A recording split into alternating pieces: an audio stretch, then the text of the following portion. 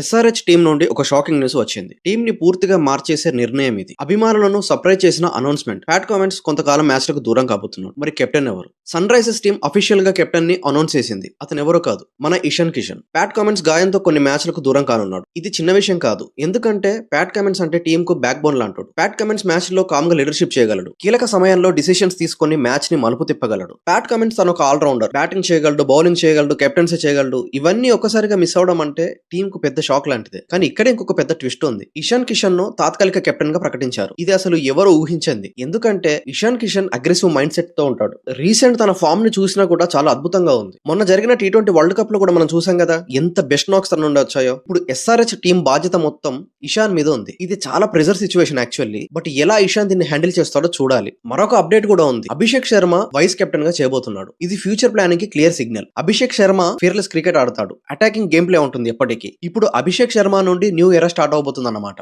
ఇప్పుడు ఒక important question ఏంటంటే, అసలు ప్యాట్ కమెంట్స్ లేకుండా టీం ఎలా పర్ఫార్మ్ చేస్తుంది? ఫ్యాన్స్ లో చాలా మిక్స్డ్ క్వశ్చన్స్ ఉన్నాయి. కొందరు షాక్ అవుతున్నారు, కొందరు ఎక్సైట్మెంట్ అవుతున్నారు, ఇంకొందరు అయితే చాలా డౌట్ఫుల్ గా ఉన్నారు. సరే, ఎవరు ఎలా అనుకున్నా ఇషాన్ కిషన్ కి మాత్రం ఇది ఒక బిగ్గెస్ట్ ఆపర్చునిటీ. ఇది తను ప్రూవ్ చేసుకుంటే మాత్రం నెక్స్ట్ మ్యాచెస్ కి చాలా బాగుంటుంది. ఇప్పుడు ఇషాన్ కిషన్ చేయాల్సింది ఏంటంటే తన లీడర్షిప్ ని చూపించుకోవాలి, మెచ్యూరిటీని చూపించుకోవాలి, మ్యాచ్ హ్యాండ్లింగ్ ని చూపించుకోవాలి.